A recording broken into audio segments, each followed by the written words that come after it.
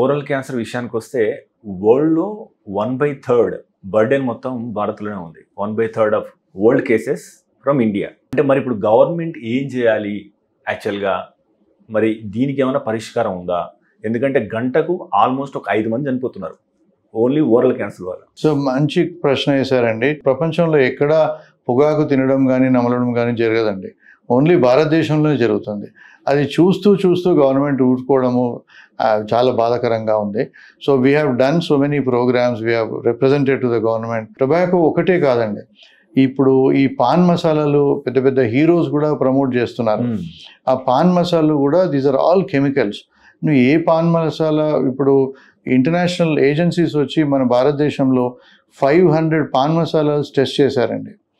And they have clearly mention that all pan masalas are carcinogenic.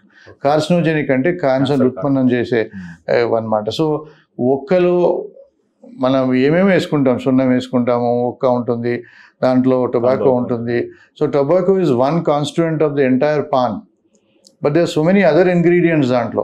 అన్ని ingredients తోటి కూడా మనం మ్యూకోజా డ్యామేజ్ అయిపోయి నోట్లో మామూలుగా లాలాజలం వచ్చి లాలాజలం నిండిపోయి తర్వాత ఎర్లీ క్యాన్సర్ చేంజెస్ వచ్చి తర్వాత క్యాన్సర్ రావడం చూస్తున్నాం. సో ఇవి తెలిసి చిన్న వయసులో స్టార్ట్ చేసే పిల్లలు, ముఖ్యమైన ఏజ్ అంటాం మనం 30 to 40 years, ఆ టైంలో ఈ క్యాన్సర్ డెవలప్ అయ్యి చనిపోవడం ఎంత దుర్భరం అండి.